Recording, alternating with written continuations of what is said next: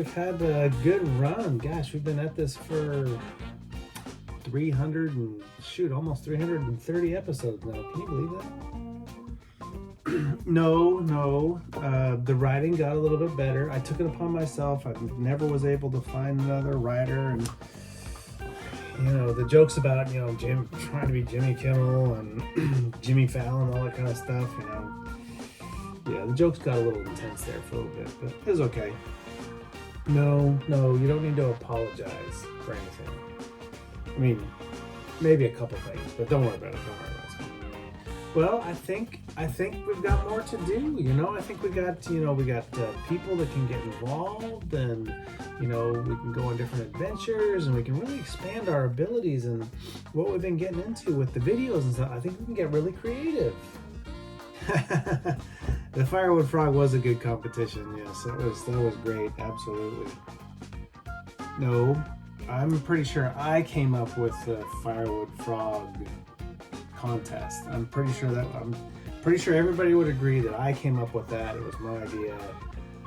I know you're wearing the shirt, but I'm the one that came up with the gag or the contest for it. Yeah. No, I'm not trying to steal anybody's thunder here, Animal. I'm just saying, some of the ideas were mine. Yes, I know we still need to work on the writing. I get it.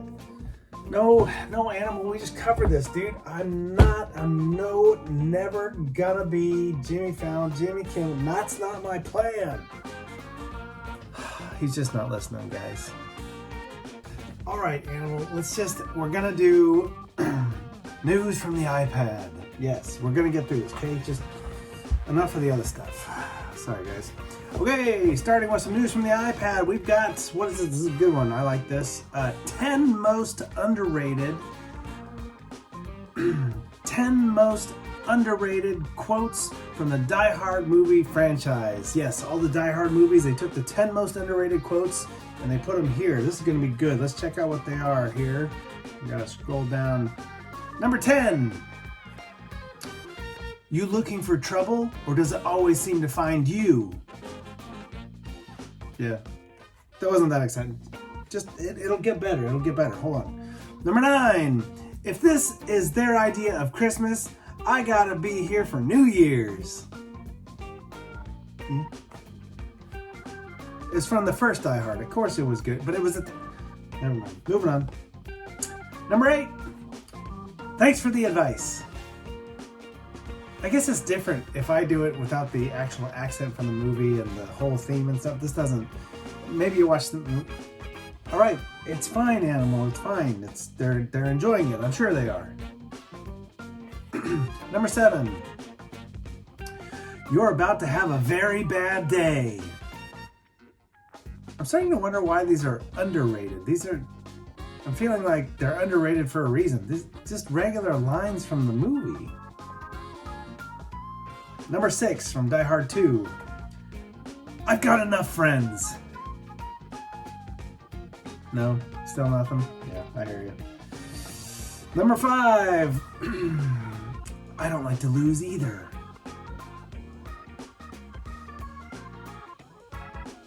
Yeah, that one. All right, number 4 from the first Die Hard. But all things being equal, I'd rather be in Philadelphia. Huh. Number 3. Now there are only 5 of them. These are just lines from the movie. No wonder they're underrated for a reason, because they're just lines from the movie that aren't that interesting. Okay, number 2 from the original Die Hard movie. Alas, your Mr. Takagi did not see it that way, so he won't be joining us for the rest of his life. Now that was a good line. A little long-winded, but you're not long-winded. I mean, sometimes you are, but never mind. Number 1. Number 1 of the top 10 most underrated lines from the Die Hard franchise, all the movies, is of course from the first one because they had the best lines. Kind of underrated, but this should really not be in the underrated category. Welcome to the party, pal! Yeah, that was actually a good line. I mean, shot out the window, shot the cop car, and to get their attention because they were thinking it was a joke. And yeah, that was pretty cool. News from the iPad. Continuing on with news from the iPad, Marvel unveils 8 major titles in MCU-style timeline announcement. I think for the MCU, it's become more about the timelines and the titles and the potential and the this is going to lead into this, and all this talk and no show. That's what I'm feeling about all this MCU stuff right now. Okay, moving right along with news from the iPad. I like this one, Animal. This one's really good. This is right up my alley. Okay, the headline is 50 hilariously relatable jokes in this online group of socially anxious people who are laughing through their tears. Social anxiety is basically what they're talking about.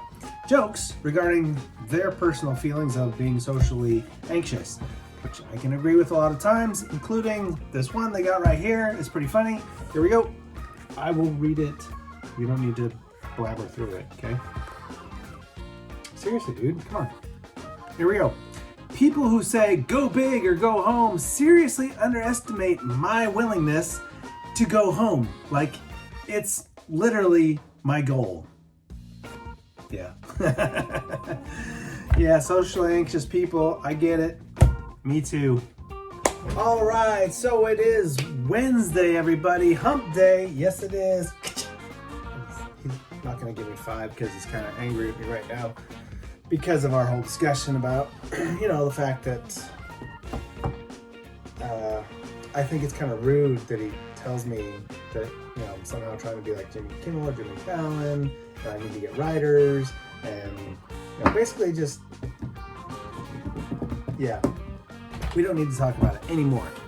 Now, it is Wednesday, it is Hump Day, and our theme of the week is the roller coaster of life. And we've been talking about lots of cool stuff regarding that.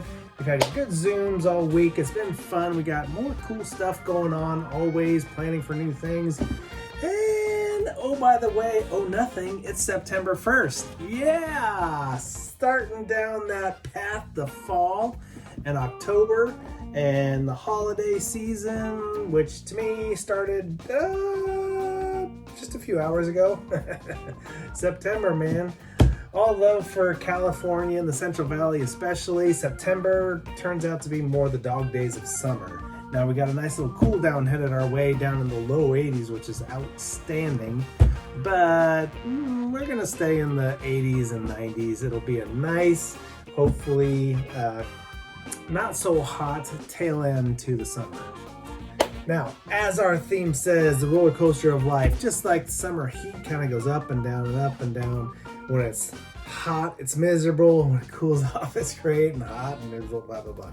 Just like we make it through all that, we can make it through all the changes that go on in life and all the things that we have to deal with. And you know it because you've come this far and you've had tons of this stuff going on in your entire life. So it does work to just push on through, be patient, even with Animal. But when it comes to Employment Wednesday, we have to factor in the roller coaster of life and how it pertains to employment. Well, some days we're feeling good and we don't want to go to work. Okay, that's nice. That's everybody. But what's the right thing to do? Go to work. Yeah, because when you don't go to work, somebody else has to pick up your work. And that's not... So your roller coaster may be down here and you're kind of down for whatever reason. I'm not feeling it. I'm not going to work. I'm calling out. Well, someone else's roller coaster was up here until their boss came to them and said, oh, hey, this person called out, thus you need to take on their work, and their roller coaster just started going like this. So while yours started going like this because you called out, someone else is going like this. So think about that when you get those jobs and you're thinking, man, I've been working 3 Saturdays in a row. I need a Saturday off. Well, so do other people. If you're on the schedule for a certain shift, That's the schedule, man. You got to stick with it. That's kind of just the balance of life and how it goes. Also, why you want to look for employment that fits your lifestyle needs. If your lifestyle need is, I need to have Mondays off because that's my bowling night. Well, when you go into the interview and you go into the next phase of getting the job offer, you want to bring that part up. You know what? I have a commitment on these nights. So when they say, hey, what's your availability? And you say you're open, well, we all say we're open. This is true, and you should. However, nobody's totally open, okay? And that's okay. Everybody understands there's certain things that we have to work around. We're not open 24/7 to work for your company. That's not the deal. I'm open says I'm flexible, and thus now the business knows that they can be flexible with you because you're being flexible with them. So you want to say, hey, Monday night, I got a commitment. Most nights I'm bowling. I got a few Mondays off, and most nights that's my bowling night. I'm on a league and whatever. So shifts on a Monday night probably wouldn't work out that well. Maybe I can skip a bowling night here or there if needed, but that's an important conversation to have because that affects your roller coaster and everybody else's roller coaster that shift affects. So always think about not just where you are in your roller coaster, but how you being in your highs or your lows affects those around you, okay? Now, if you decide to go out and party on a Saturday and you got a shift on a Sunday, you knew you had the shift several days in advance. That's just how it goes. Everybody gives you their business up front. In fact, my son who just got a job, he gets his shift a month in advance. He knows his shift for a month. So it's 100% his responsibility to study that and pay attention to what he has going on. He plays football, he's got practice most nights, he's got games that shift around sometimes. It's his responsibility to pay attention to his schedule and communicate appropriately. Because when he doesn't do that, it affects all the people at his work that either need to cover his shift, cover his butt because nobody else could cover the shift. It's not fair. So make sure that when you're in your downward slope on the roller coaster, you can feel it, we can all feel it, we all have it. And when we're down on the low part of a roller coaster of life, let's continue to take care of the people around you. I know I'm blabbing a little bit here, but it's super important to take care of the people around you. Why?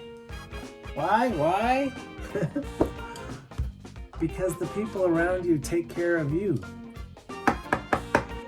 Yeah. Yeah. The people around you take care of you. You don't always see it, you don't always know it, but they're there for you, even if it's just showing up to work. They're there for you. So in your roller coaster life, be mindful of where you're at and how being where you're at affects others, okay? Even if it's just, I'm not in a very good mood today, thus I'm gonna be stinky to everybody. That's not nice either. Right, animal? Oh, now all of a sudden he's quiet. Yeah. All right, so we're gonna have a good day today. It is Wednesday, it is hump day. We're pushing ourselves through this week. We got 1 o'clock. We got, who do we got? We got Zach coming up to talk about employment and talk about the roller coasters of employment and life with employment, how all that stuff works, and some great topics there. So we'll see him at 1 o'clock Facebook Live, and then we're on to Thursday. So, all right, let's move right along now into what is it that Ray does for us every week? He gives us jobs. Yeah, let's check him out right here.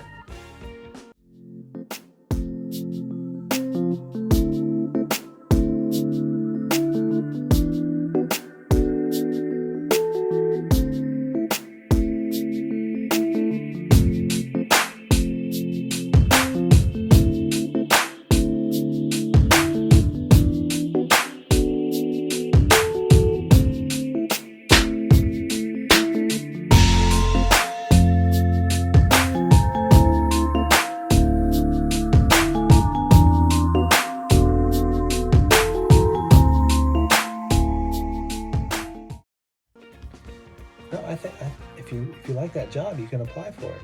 Just call up Zach, email Zach, zweiss@vcbi.org. Don't worry, I'll send the email on your behalf. You like that job? We'll get you that job. All right, Animal's gonna apply for one of those jobs. Let's see how it goes. Zach, be on the lookout for an email from me for Animal. Yeah, we'll talk about it later. Sorry. All right, let's move right along now into the National Day of. Good morning, everybody. It's Wednesday. You know, hump day. And the first day of September. Whew. Oh, it's like a trifecta, right? Yeah, I think so. September, oh my goodness. Makes me thinking of getting into the fall. Although, it's still a couple months away technically where they call it fall. But September makes me start thinking about the end of baseball season and the start of football season and, all those other things that come with fall. But the national day today is, if you've never had any of these, you gotta seek and destroy and find some of these because they are delicious. The national day is National Burnt Ends Day. Now, that's not the burnt end of just any old piece of meat. It is the burnt end of a brisket. It's a little more difficult to find a brisket around here, but I do know there's a place in Houston called the Slick Fork, and they have them and they're really yummy. But when you travel around and you go to different barbecue places and they have the burnt ends on the menu, you've got to get them, because what they are is they're the ends of the briskets and they're burnt and they're charred and they're I don't know, they got the fatty part on them and they're just, like I said, delicious. Man, I could just sit down and eat just all burnt ends. They'll do burnt end sandwiches, and sometimes they'll put them together with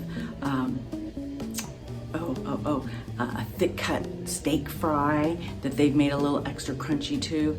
Oh yeah, food, burnt food. Oh, just like the marshmallow. There you get, not all my food I like is burnt, but burnt ends are delicious. If you didn't understand my delicious, that's delicious. So if you have an opportunity to be at a barbecue or they're on the menu sometime and you haven't tried them, try them because they are really good. So maybe you can find some today. I don't know. But everybody have a great day on National Burnt End Days.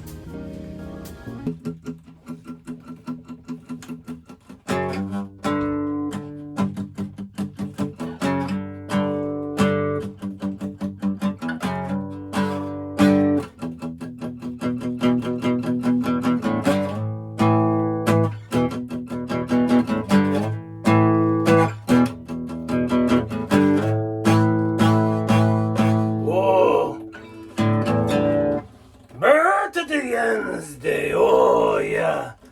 Nothing more the Bubba loved than the barbecue. Barbecue so goody. And we all pick on the Carl man because he bad cookie. But you know what? You know what I think Carl Manny thing is when it comes to the cookie? He need to stay out the kitchen. That's the straight and the short of it. The long and the quick of it, or whatever the saying be. Carl man needs to stay out kitchen, but you know what? You put them in front of a fire. You cook the marshmallow perfectly. You put them in front of the fire and you say, cook the hot dog. He cook the mean hot dog. Although hot dog hard to screw up, but still. Carl man, you put them in front of the fire, the barbecue. He kind of actually know what he do. A little bit. A little bit. The burnt end, very particular. And Carl man actually care about the barbecue. So you know what? We give him small pass. Small.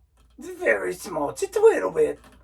On the barbecue. Even the smoky, he's smoking the meat, it's pretty good.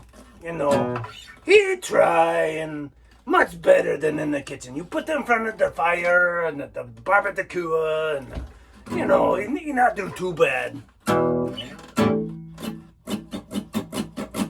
Not too bad. So burnt end is so tasty, and Carl, man, he cared much about the fatty and the burnt endy and the flavor, you know. We'll give him a pass. Burnt end, go get some. Burnt end.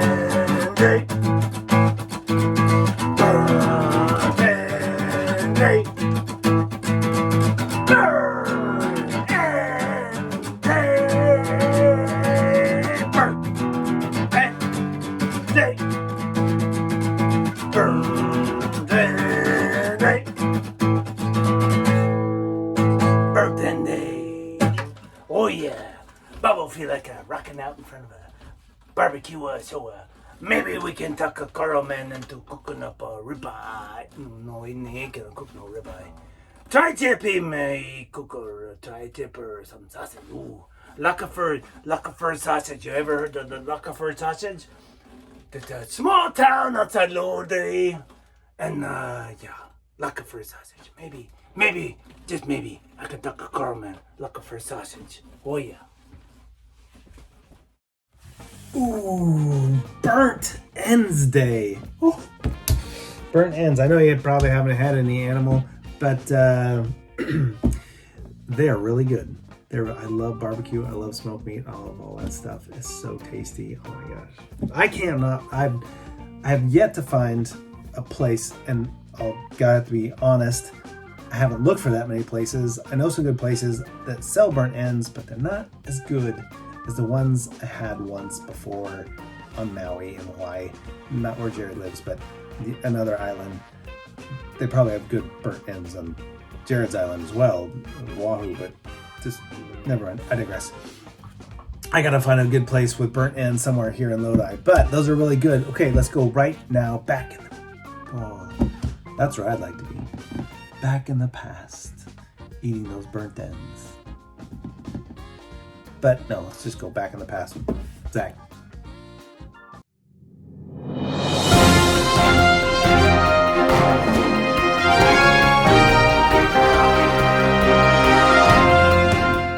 Hey, it's Wednesday. You can see I finally changed my shirt. Now the week's really happening.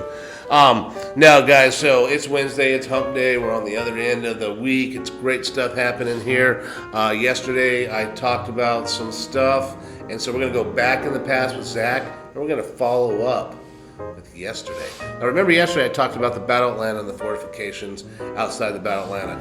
Well, the following day from this battle I spoke about, the battle on the outskirts of Atlanta, John Bell Hood finally said enough. I can't.